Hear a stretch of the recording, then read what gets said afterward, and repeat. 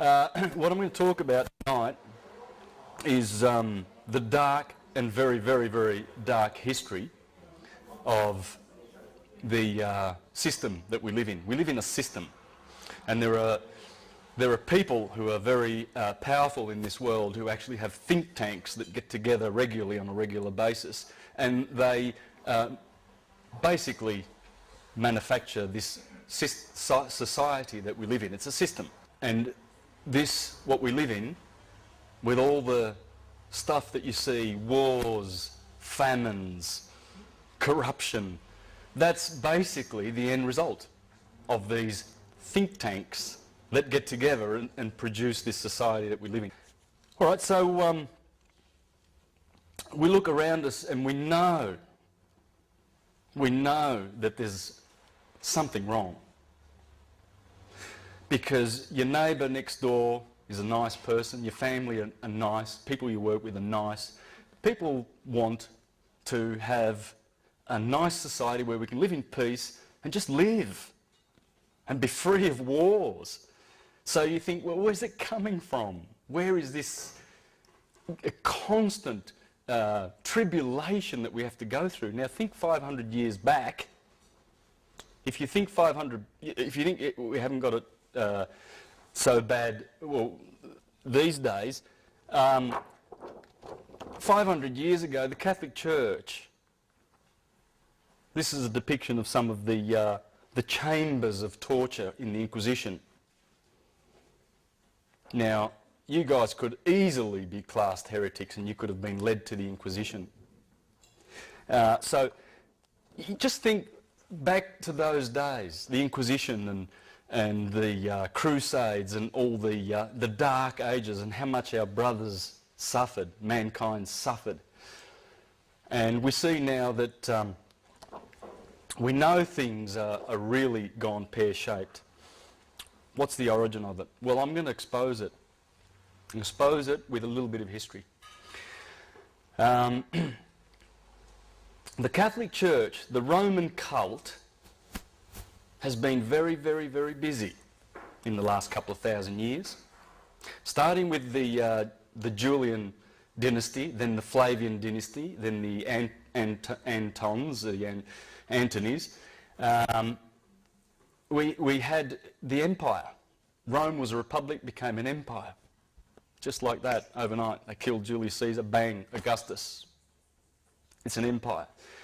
This empire is our enemy, as you will see, because it has morphed as it's gone through the ages with the backing of the Roman cult and a very, very dark priesthood, who through their sorcery and evil and their papal bulls, they seal those papal bulls, they put a spell on them, they put them in their vaults, and what is written on those papal bulls goes.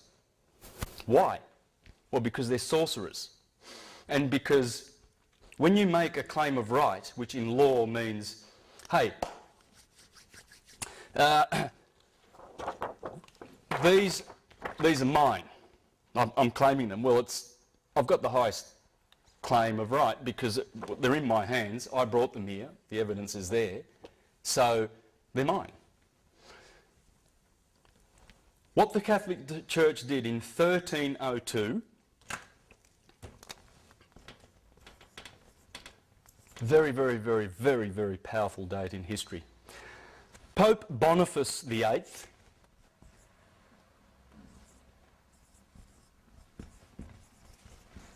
very similar to my name, by the way. My name's Bonacci, and that is, bon means good. Now get this, right? Face means to do in Latin. Do-gooder. This guy was a contemporary of Dante Alighieri. Dante Alighieri, who wrote Paradise, someone help me, the Divine Comedy. He condemned this guy to the bottommost parts of hell for how wicked Pope Boniface is, and you're going to see. This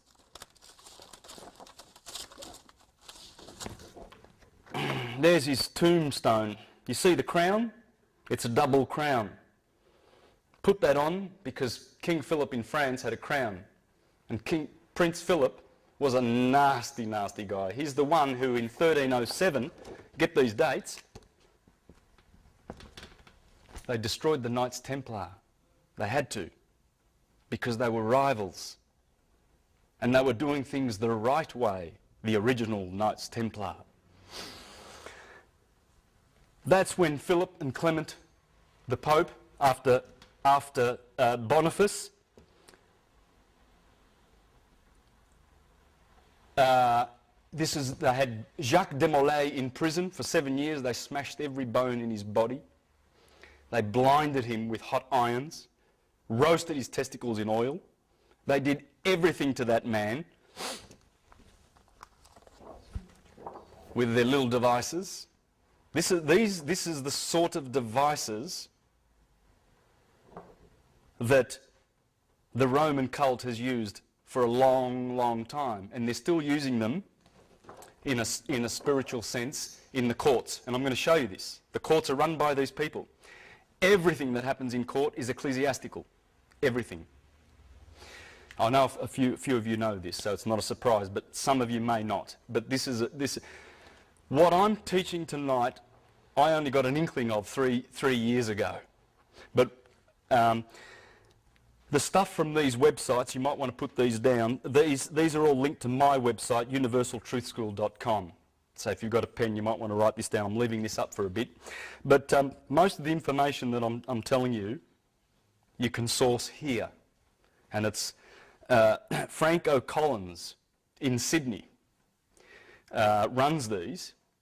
And he's going to, he's basically the information comes from here, so you can source that here. Now back to Boniface, our little friend. So he put that second crown on his head to do one up on Prince Philip. So they got together, the Vatican and Prince Philip, and they destroyed the Knights Templar. But here, what happened in this year was this guy, Pope Boniface VIII, in 1302 created the first express trust in history. What's a trust? Well, the Crusaders were going off to Jerusalem, leaving their homes, their palaces and their riches behind. So they developed an idea. They would say to their most trusted friend, I want to hand over my estate to you in trust, and I'm off to Jerusalem, I'm fighting for Christ. That's what the Crusades are all about, isn't it? That's another story.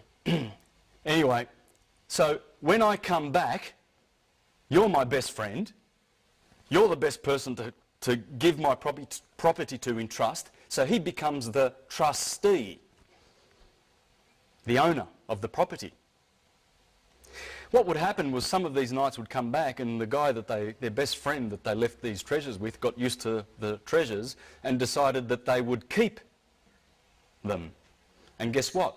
The courts would not support the knights because the trustee had the right to keep the property. That's how the trust started. It worked. They worked for most people, but for some of them, they didn't get their property back. What happened was this guy and the Catholic Church, always desiring to control with their inquisitions, decided that they would create the first express trust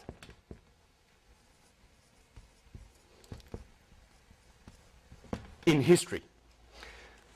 All right, that trust is called Unum Sanctum.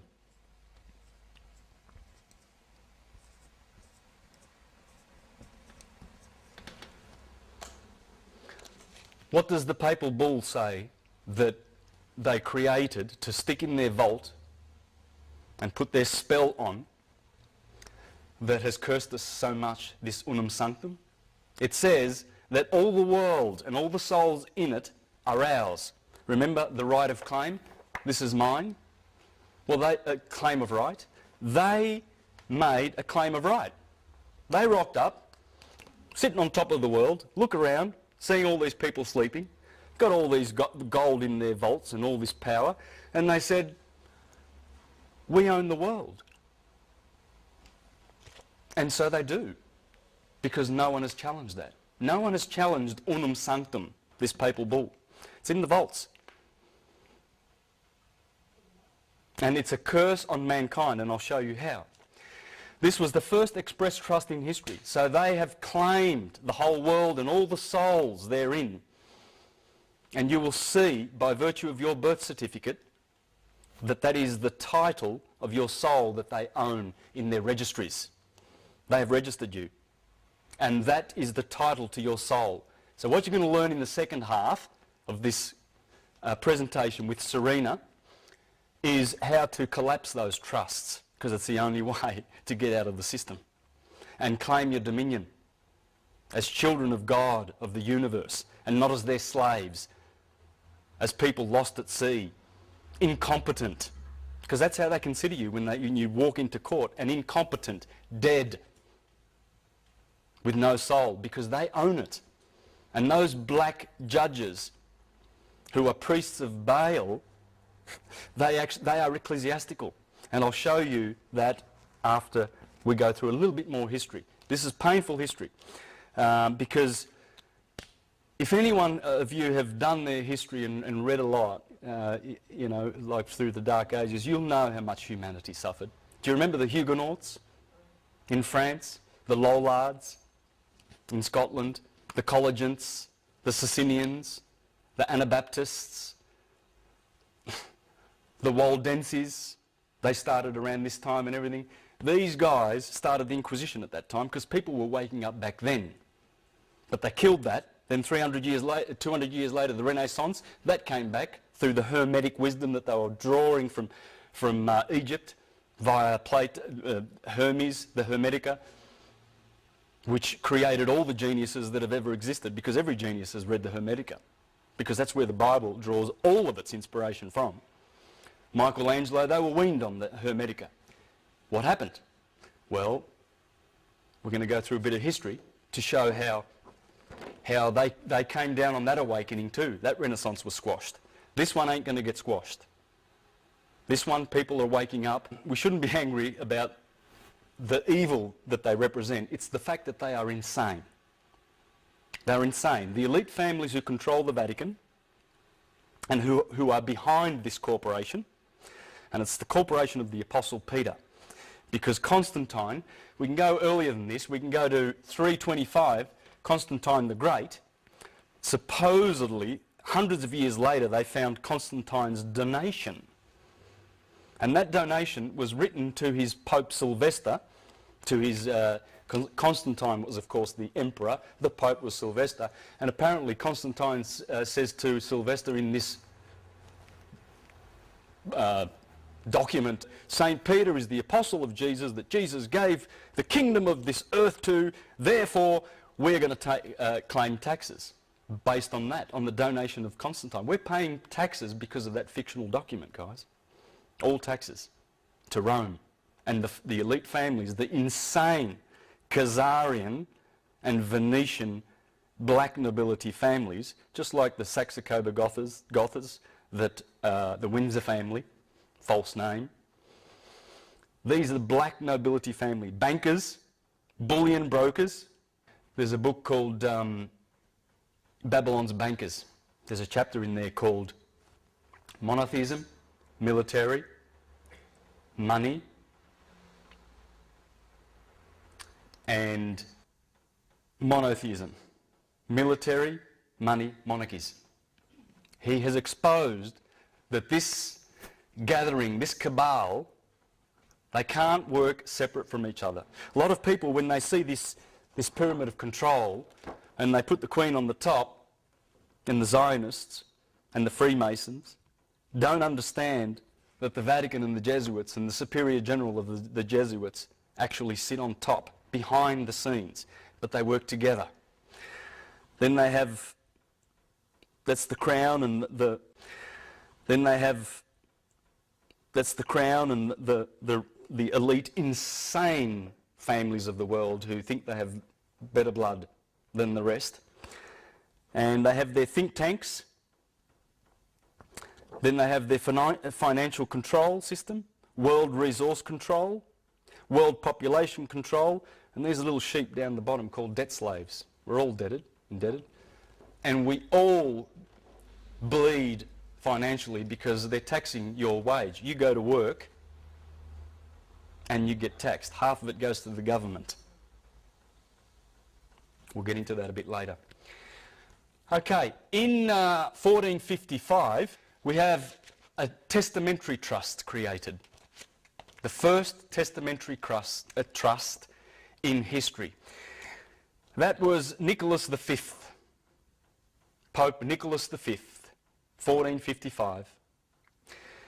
This was, bear in mind at the time, it's only like 20 or 30 years before Christopher Columbus sailed off to discover the Americas, right? This trust, this testamentary trust, which conveyed all of this property that the Vatican claimed, the whole world, they conveyed it into this trust. It's the trust that claims all your real estate. You know those titles you have? You don't own it. You own nothing. You do not own a thing. Well, you can't anyway. They're molecules. They belong to the universe, for a start. But the Vatican knows this. They know you can't own things. You can have right of use. That's all that that title means. You will never own it. Never in this system. In this system, I mean, which is about to end. This one is called Romanus Pontifex.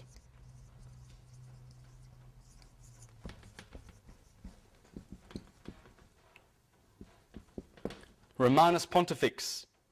This one is crown. This is where the crown originated. Remember that double crown? That's going to morph into a triple crown because there are three trusts. This is the first one. There's two more to come. See that triple crown? That's called the tiara, the papal tiara, or the triregnum, the three kingdoms. What are those three kingdoms? Well, this is one of them. This is their fictional kingdom that they created. Remember Shrek and the king and his fictional characters? Same deal. Exactly the same deal. There it is in modern times. This pope wore it. The last three popes refused to wear it. And there's Pope Boniface. That's him. That's who Dante confined to the bottommost pits of hell. And he and his successor pope did what they did to the Knights Templar. Very important, because they stole the Knights Templar technology and corrupted it like they do with everything for power and control.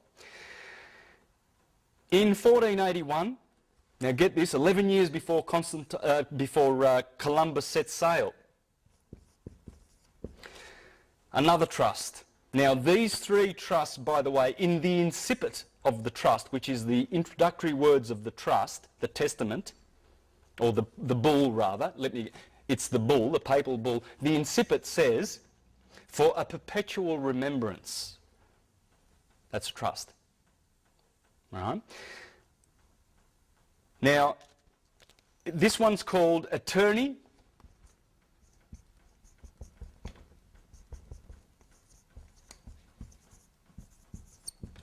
Attorney A-E, that's an A, excuse my writing.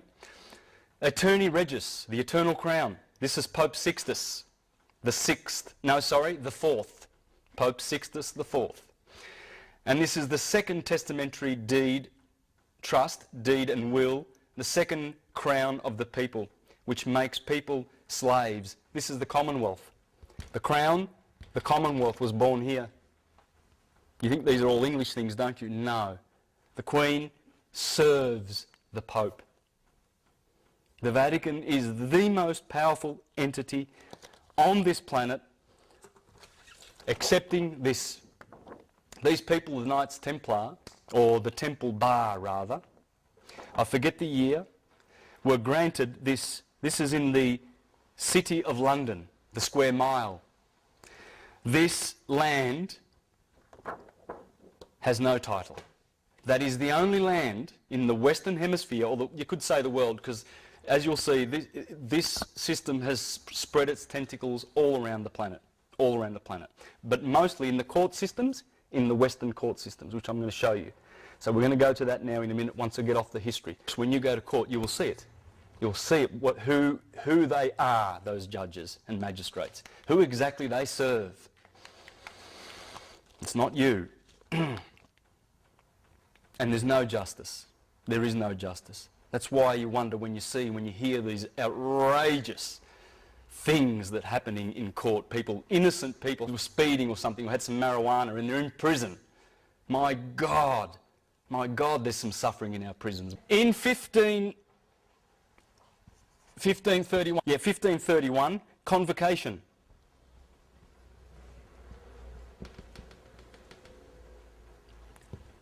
The third trust.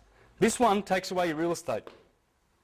When you register with your birth certificate, that number is the number of these three Sestui KV trusts. Learn this word.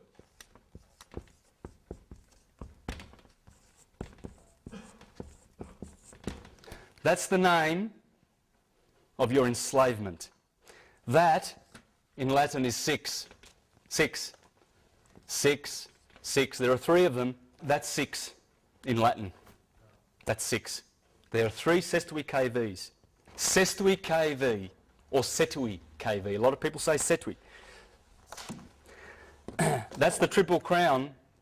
They own and sit on the crown. They are the kings of these trusts, which have taken away your real estate, your personal property, and your soul. This is for baptism, for Catholics.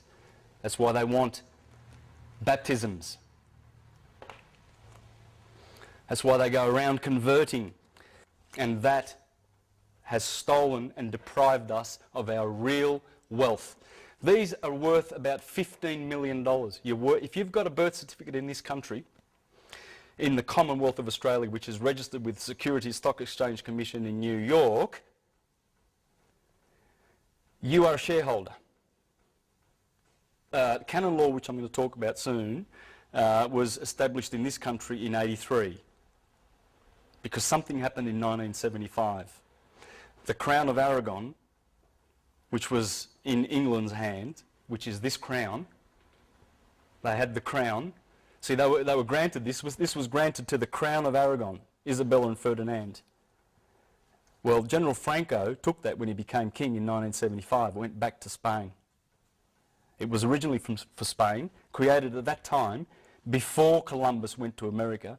And when Columbus comes back in 94, he signed the Tesadillos contract with the King of Portugal, with the approval of Alexander, Pope Alexander, back in Rome. So they have the title for all the Americas. And they're just Sestui KV accounts. That's all they are, trusts. Everything is a Sestui KV. Everything goes back to these trusts. Now, what I'm going to show you is when you go to court, it's trust law.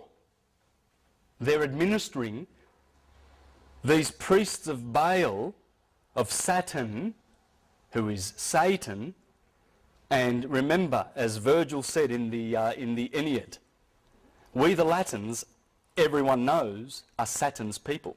Latin, L is replaced, you just take the S away from Saturn and you put L there, same word. Latin is Saturn, it's the same word. L is L, that's another name for Saturn.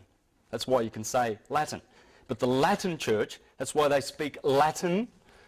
This is all Latin, and even they know they're Latin because it's Satan's church. They dress in black. They are the Grim Reapers. They are reaping our souls. The souls belong to them.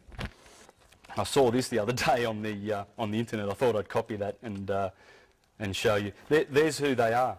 The Grim Reaper is black. That's why they wear black. They are ecclesiastical. We'll go through that in a minute. I saw this on the internet. Isn't that appropriate? Remember the Austin Powers? 1 million souls. Yeah. No souls are enough. They love devastating souls, sodomizing souls. How much pedophilia is in this church? How much? It's coming down. It's coming down. The Jesuits, did you hear about this?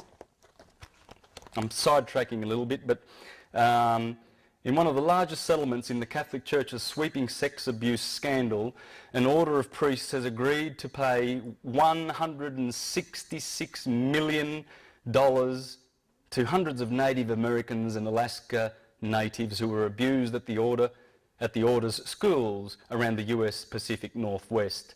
The settlement between more than 450 victims. Imagine if you're one of them. We don't think about it, but yeah, and how many of those people committed suicide? Those ones that are left to fight, if they've got any fight left in them after they've been sodomised and abused by these criminals. And the Oregon province of the Society of Jesuits, anyway, they apologised. The settlement is believed to be the Catholic Church's third largest in the sex abuse cases, behind the Los Angeles Diocese, which agreed to pay $660 million to 508 victims, and the San Diego Diocese, which agreed to pay $198 million to 144 victims. It's just a drop in the ocean for them for all the wealth that they have, but nonetheless it will bring them down because it's coming in crashing, thundering. Why do they do that? Because they're abusers. But are they taught at preschool to do that? Are they brainwashed to do that? It is part brainwashing, yes. They've been indoctrinated. They've been indoctrinated and they've been mind controlled. It's all mind control. All of this. It's all mind control. It's all filthy mind control. In that city of London, which I'm going to show you, this is what Franco Collins is talking about. There's Jerusalem, the Holy of Holies, the Middle Temple and the Outer Temple. That's what they've done in the City of London. That's the City of London. There are 3 cities in the world that do not... well, let me put it this way. There's 3 cities in the world that run the show. DC, Washington, it's just a square mile, a couple of square miles. City of London, where the Temple Bar is. The Temple Bar is in there. That is the only piece of land in the world that is over and above the Vatican. Remember that? I showed you that? That's in the City of London. It has to be, because this is the inner temple. It's the same as, this is the New Jerusalem. That's why they sing the song about New Jerusalem, the most popular song in the British Commonwealth, isn't it? Because they created the New Jerusalem. They were given the New Jerusalem. There it is, in the City of London. The Middle Temple, the Inner Temple, and that's the Outer Temple, based on that system that the Templars brought back from Jerusalem. It's a system of slavery, because the ones who are in the Outer Temple, they are the Gentiles, or the Goyim, or the scum of the earth. They're the ones that get taught exoteric religion. For instance, that Jesus Christ is pure history. When they were teaching Jesus Christ 2,000 years, 3,000, 4,000, who knows how many thousand years, in India as Krishna. His name was Yes Krishna. And in Egypt as Horus. And he wasn't historical. They made it up. The Romans did that, the Julian family did that, and the historical. They made it up. The Romans did that, the Julian family did that, and the Piso family. This is a guy, Roman Piso, elite. This is one of the elites of the world. This is one of the richest of these families. They invented the whole historical thing, and put it into the Bible so that it would appear to be history, so that they could keep people in the outer temple and then enslave them. This is the New Jerusalem, guys, that has enslaved us, and that's why the judges refuse to have any kind of conscience and any kind of love and any kind of justice in their courts. They know they've got no right to send little boys into the prison. Why do they send them to prison? Because they're getting commissions.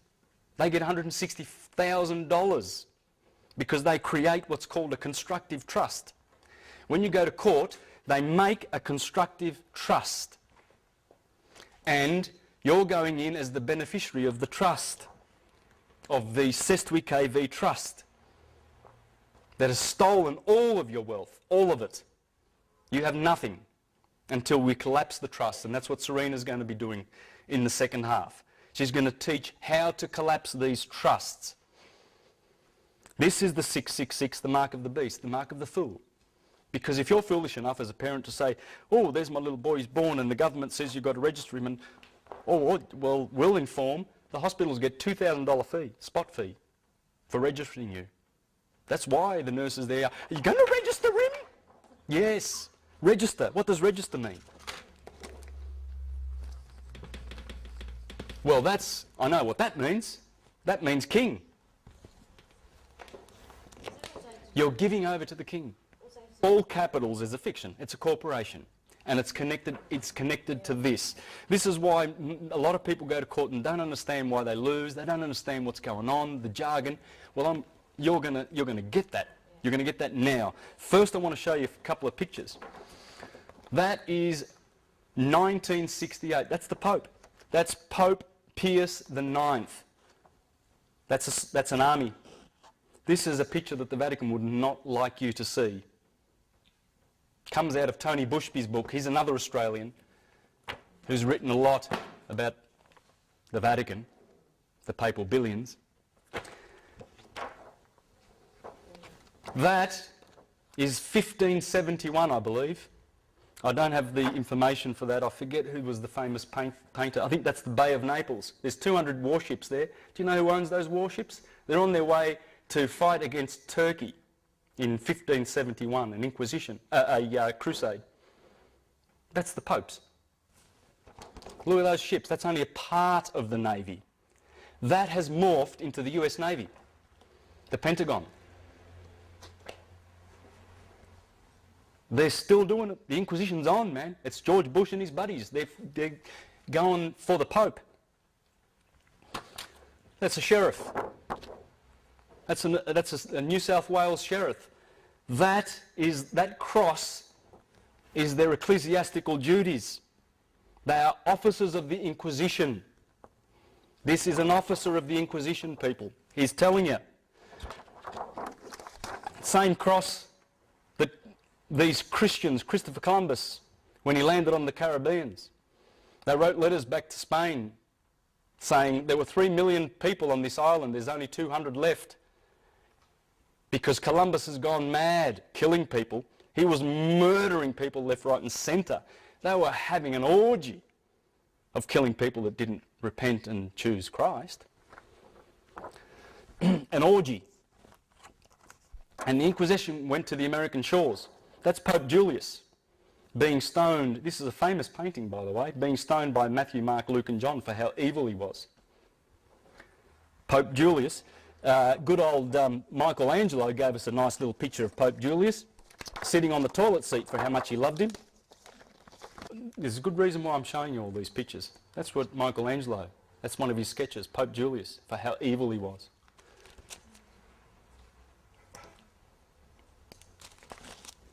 That is a flyer that was going around in 1501 for the same Pope, saying that he was from the devil and from Satan. Because why? Because they are. Look at them now. See those SS officers and the Vatican? Look at them blessing the killers, training them in mind control. Go, the Sestui KV accounts need to be charged up, we need money. Look at how eager this Orthodox bastard is. He's so eager to bless them. Go. He'll stay at home, eating his bread and cheese and champagne and caviar. Yeah, no worries. Look at that. That's a famous picture. There you go. Pope Pacelli.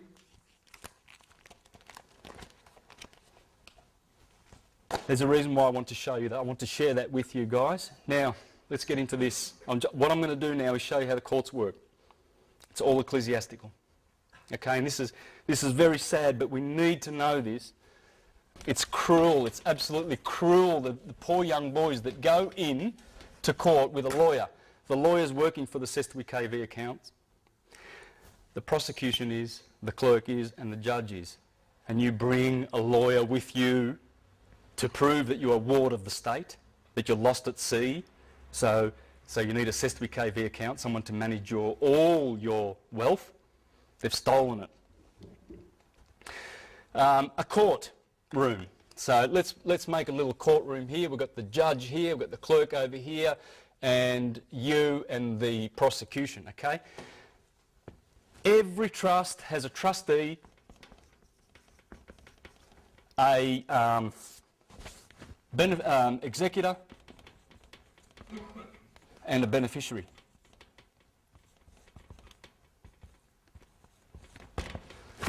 Okay? That's the owner. This guy executes, sign, sign, sign, sign, sign. And this guy's the beneficiary. That's you. You're the beneficiary of the SWKV trust. Right?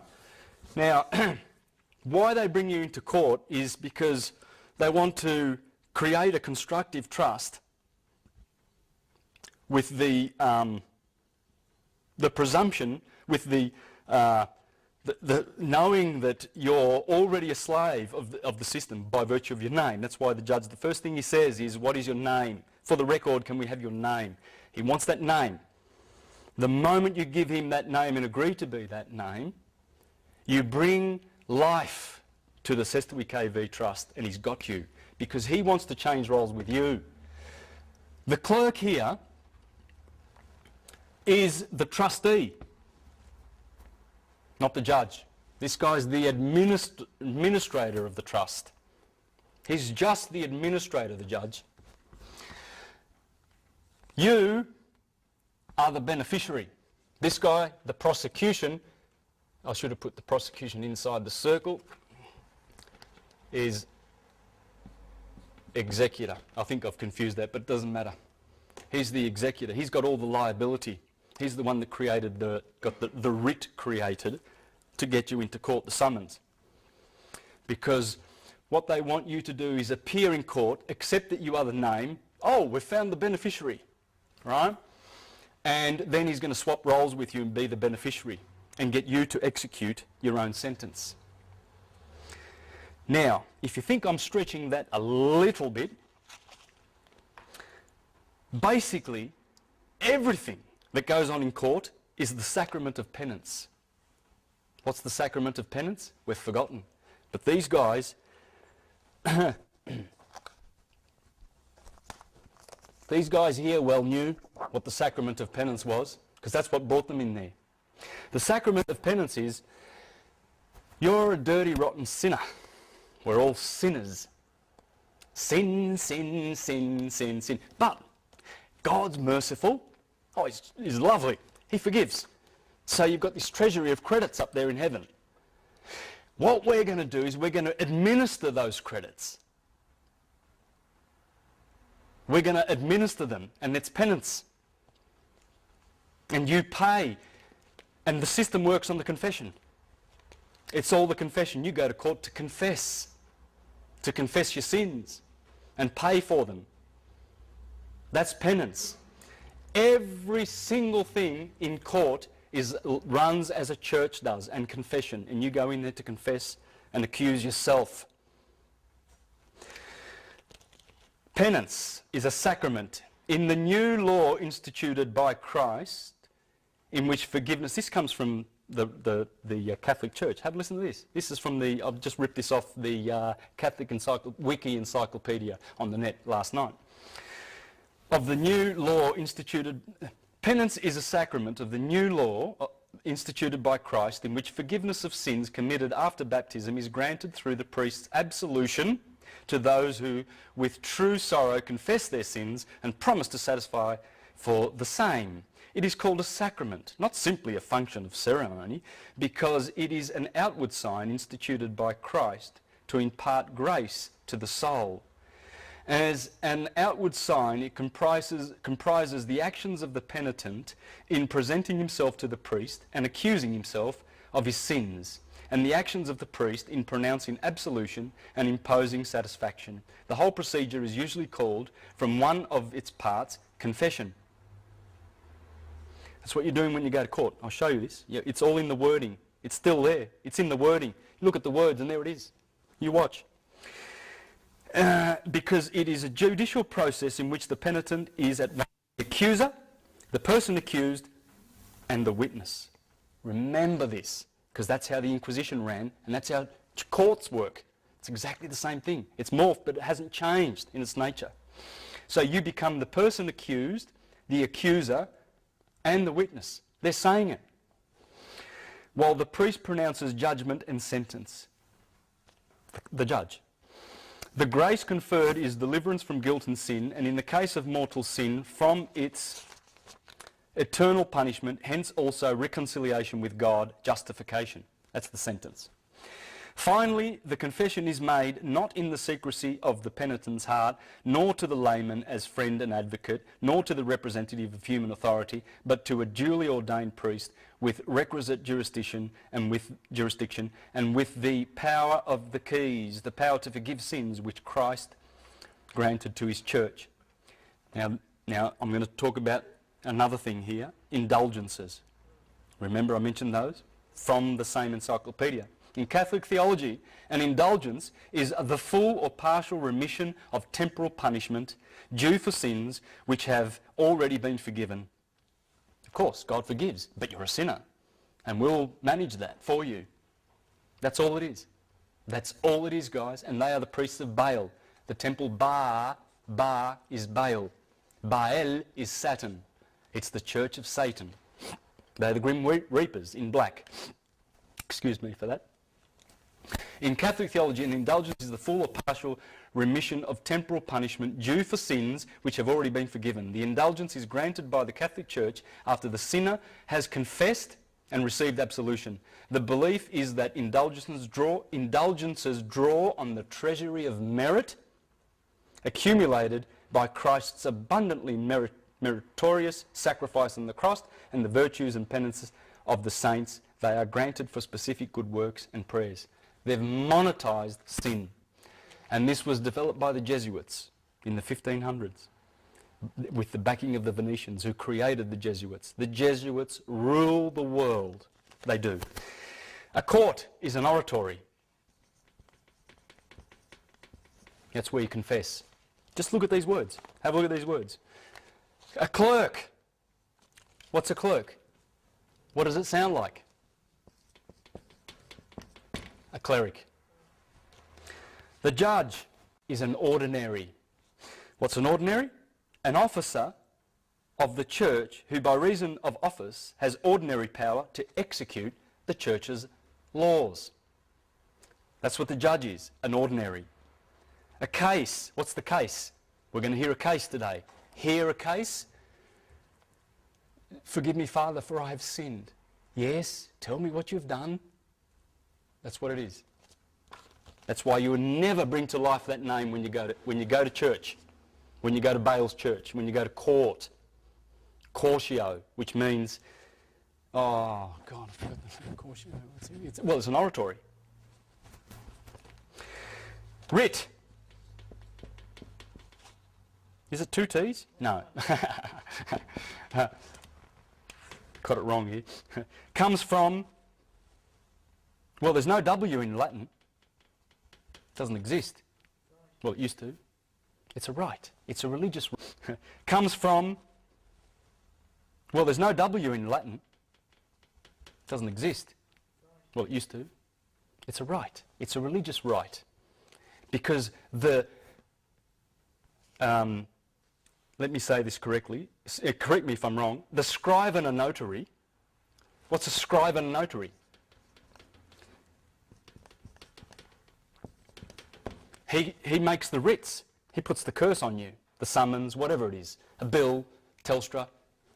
It comes from a writ, right? And the scrivener, scribe, verne, from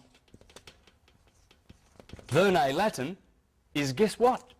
Our little friend, the indulgence. That's an indulgence. The writer of indulgences. They're telling you in your face, and we don't see it. A warrant. What's a warrant? Well, it seals the writ. It seals the writ. So it indemnifies the king and the queen from being sued if they lose. That's what a warrant is. Warrant comes from seal of the writ and is a form of indulgence. Hearing. Well, I've already gone through that. It's a confession. That's what a hearing is. Isn't this sick? Don't you think? It makes you sick. It makes you sick. And that's what's going on. And it's run by insane people. Oh, what's a sentence? It's penitence. Penance. Absolution. Prison or a fine. Prosecutor. Prosecutus. 3 words. Prosecutus. The skin. Self. Present. It's representing one's own flesh, or a person who is claiming to be you, making a self-accusation. So those warrants that come to your house or whatever, they are prosecuting you, right? So they're claiming to be you. They're just using that name on the trust. Attorney, turn over. Attorney tells you, I turn you over. That's what it means. You bring an attorney with you. Thanks, mate. Yeah, you help me. Come on, man. Let's go and see the judge. And tell him what to say. You tell him, and guess what? You find yourself in prison and you look at your attorney and he goes, well, I tried, you know. I said, they work for the same guy. They're all getting commissions. That's why the prosecution is always required to bring their checkbook to court. Because if they can't get you to swap roles with him, you become the trustee, he becomes the beneficiary, and get you to prosecute your own sentence. If they can't do that, they bear the liability. They're going surety for it. They're prosecuting. So they're bringing the liability. They're charging your trust account. So in a beautiful, on the websites that I showed you, on this one here, Spiritual Economics Now, you can go there to a page. It's beautiful. Please read this. This is the best 5 pages I think you'll ever read by Franco Collins.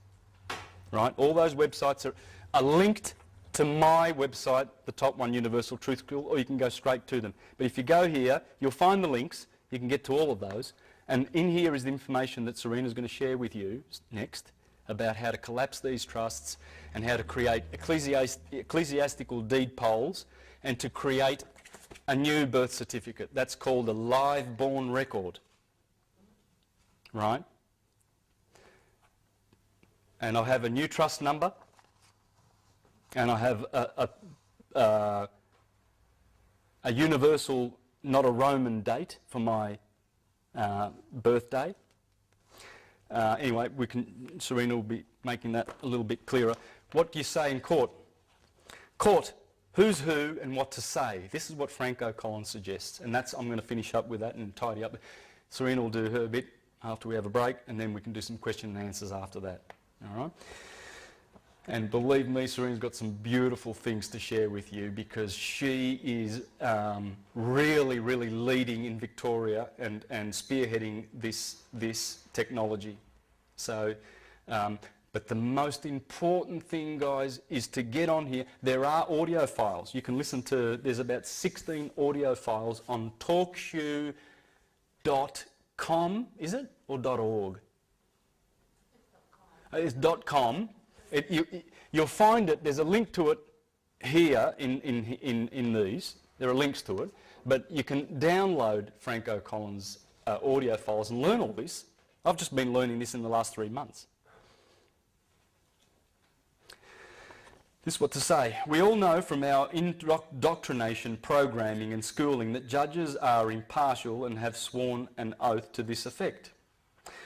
This means he must not favour either plaintiff or defendant, but our experience reveals that he does indeed favour the plaintiff, indicating a glaring conflict of interest. That the prosecutor, judge and clerk all work for the state, the owner of the Sestwi KV Trust. So, as the case is not about justice, it is about administration of a trust. They all represent the trust owned by the state, and if we are beneficiary, the only 2 positions left are trustee and executor. There's only 3 positions connected to these trusts. And the state, the Vatican, owns them. So if you detect the judge's impartiality, although I doubt the case will get this far, you might want to let him know that you know this.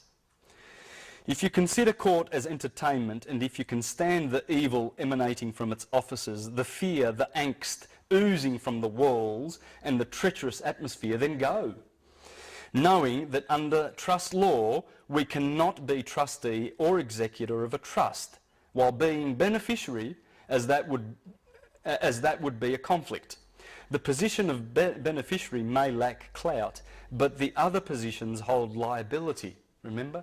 He brings the writ, he brings the case to court, the hearing, come and confess, you've been accused, talk to the judge, tell him what you talk to the priest of bail, he's dressed in black there all for you, monetising sin, pay, because what they do is they dip in to our Cestui KV accounts because they've got our numbers. There's 3 numbers: birth certificate number, tax file number, and social security number. They are the 3 major numbers. There are other numbers. They're the numbers that follow you around all your life for 75 years. That's why they demand that you retire before 75, because these birth certificates, they only run 75 years. Because it's all about banking. This is also about banking, guys. Libya is one of only 4 or 5 nations on earth that still own their dollar. Thank you very much. Say no more. The Rothschilds, they want their banks, they want these Cestui KVs going, 666, the mark of the beast. They want it all around the world, and they think they're going to bring in the New World Order. This is the New World Order. Because as it morphs, remember Constantine and the Julian evil? How did Julius Caesar get to power? He ran fire departments in Rome, and if you didn't pay, you found that your neighbourhood would get burnt to the ground. That's how he got into power. It's mafia. It's all mafia. It's all, look, there you go. Beautiful couple, aren't they? That is the king of pedophiles. That is the queen of pirates. They've been running the Hudson Bay Company and the East India Company, selling drugs to the Chinese. They're pirates. They ran the pirates. She's the queen of pirates. They hire mercenaries. They hire inquisitional soldiers. These guys are dupes. These guys think they're doing their job and they're doing something good. They've got the afterlife to deal with after they've been persecuting people. That's the private guilds that run this from the Temple Bar. They are above the Vatican. Only these people, because that land was granted to them in absolute. They are the only ones in history who have that land. Therefore, they can do this. And since 1815, since the Rothschilds bankrupted the Bank of England and took over those private guilds, we've been under that family, Khazarian family. That's what they are. I'd just like to ask a question. I wonder if they've been introduced to these people yet. I wonder if they know that they live on the same planet. And the guy who shot this film, by the way, he went home, he was from New York. He shot this and committed suicide. That's the story about it. That's a famous picture. Because he went there and he saw that and he saw this bird is going to eat that little kid. Now why are these people suffering and starving? Because this system has stolen the wealth of the whole world. And we have to wake up. A few more things about what to say in court. This will be a surprise if you have to go to court.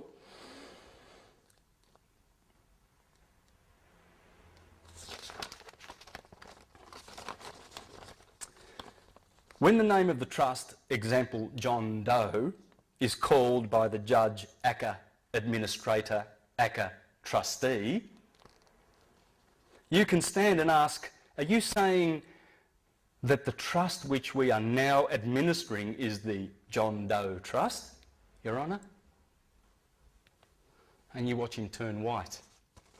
The moment you, what's the word? In the moment you just show an inkling of that knowledge, because they are hiding this fact, they are denying that they're operating trust law.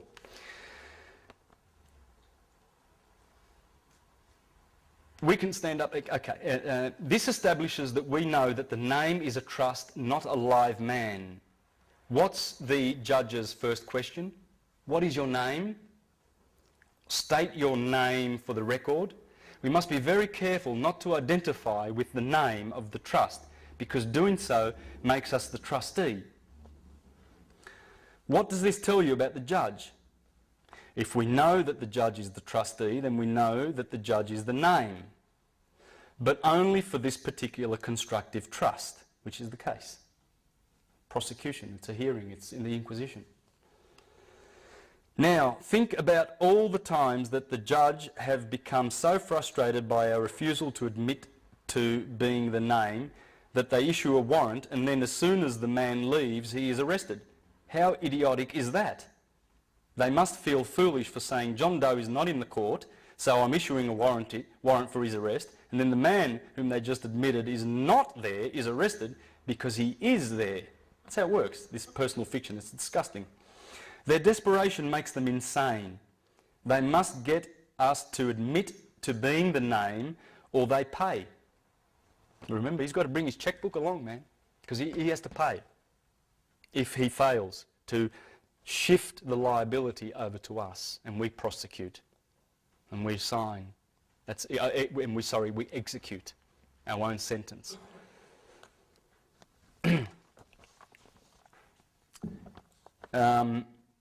This is beautiful, what you're going to learn here. This is really, really beautiful. They're desperate. They must get us to admit to being the name or they pay, and we must not accept their coercion or we pay.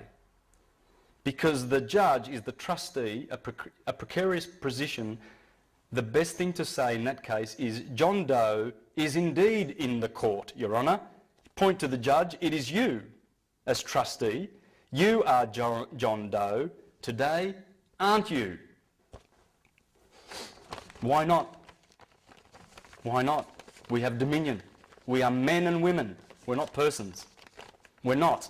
We can't keep going with the fiction. Why? Why would you? It's insane. During their frustration over not admitting to being a trust name, the trustee and or executor of the trust, we ought to ask who they are. Before we go any further, I need to know who you are. Address the clerk of the court. The trustee for the Sestui KV Trust owned by the state province. Are you the Sestui KV trustee who has appointed this judge as a trustee for the Sestui KV Trust owned by the state province? Are you the Sestui KV trustee who has appointed this judge as administrator and trustee of the constructive trust case? Number. Did you also appoint the prosecutor as executor? Did you also appoint the prosecutor as executor of this constructive trust? Then point to the judge. So you are the trustee, then point to the prosecutor. You are the executor, are you not? And I'm the beneficiary. So now we know who's who, and as beneficiary, I authorise you to handle the accounting and dissolve this constructive trust. We have the power to do that. Dissolve this hearing. I don't want to accuse. I'm not into sin. I'm divine. I'm from heaven. One heaven. I'm a spirit. I'm not the dead. This is what they consider us. This is how they do it. Lost at sea, abandoned, filial, minor or incompetent, ward of the state, etc.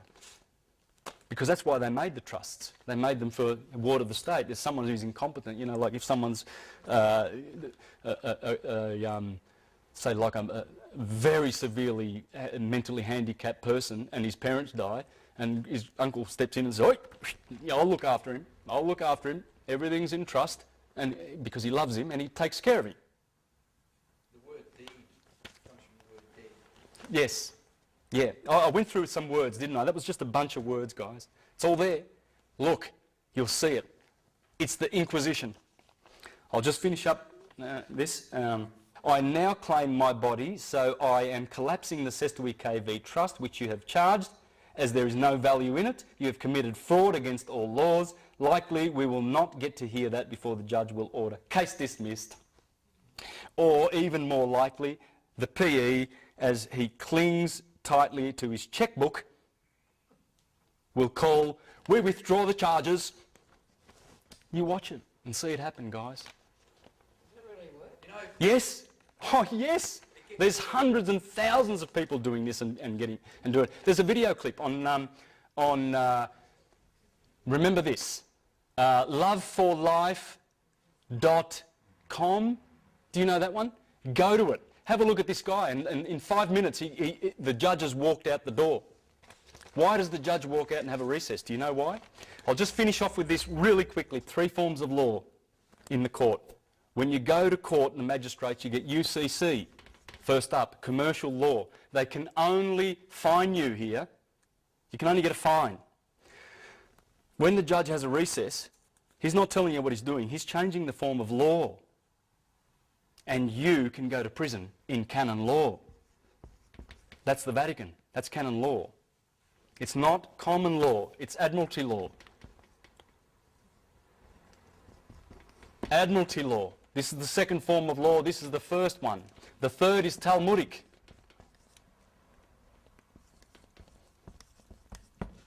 From the Bible. This gives them the priest to send, this gives them the authority as the priests of Baal to send you to your sentence of death. Here they can send you to jail. That's why he runs out of court. You'll see the judge in that video clip on the website, loveforlife.com or .org, whatever, you'll find it. And go down and have a look at the guy, and you'll see how the judge goes, because he got frustrated with this guy. The guy just refused to give him his name. He said, "Are you John Doe?" And he goes, "I'm John." I'll repeat, "Are you John Doe?" He says, "I'm John." "Do you have a family name?" He says, "Oh, I have a family name, but that's not important for today. John will do. I'm here to offer remedy." And the judge got so angry. He said, "Sit down!" He's basically yelling. He's telling his dupes, his bailiffs and all these sheriffs and everything to get him and throw him out of the court. And he says, "Don't do that. You'll be dishonouring a court official," because he'd already given his documents to the bailiff. And once those documents are on that bench, that's it. They can dishonour that. And it's very, very dangerous. Anyway, the judge got frustrated and he goes, "We're going to have a recess." And the guy says, "How long? I haven't got all day. How long are you going to be?" And anyway, the judge opens the door and walks out. Just as he walked out, he realised, he says, "The judge has jumped ship," because that's what this is, a ship. Remember, it's admiralty. It's the law of the high seas. He's in his ship. He's in his boat.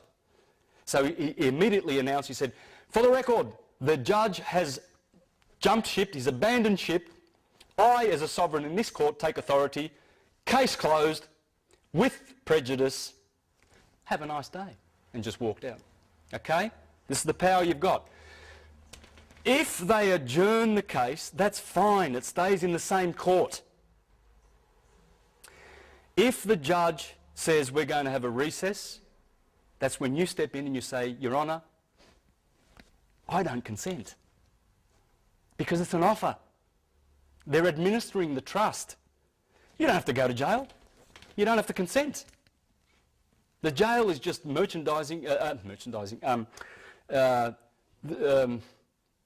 warehouse where they put the goods, where they store the goods. That's all it is. You're just the goods, because you are their goods. So that's the power you have. You don't consent. And you can always relay to the judge that if you want to have an appeal, if you say to the judge, "I seek an appeal for I seek leave for an interlocutory appeal on a matter of law," remember that sentence, "I seek leave for an interlocutory appeal on a matter of law," if you say that, then the judge is going to be very, very reluctant to let you go to appeal, because then he misses out on his commission. It's all about commissions. They're getting paid and they're addicted to the payments that come from it. The thing is about honour. You can call the judge your honour, you know, because if you have more honour than the prosecution, who are liars, and if you go in there honourably in every way, treat the judge with respect, and you will win.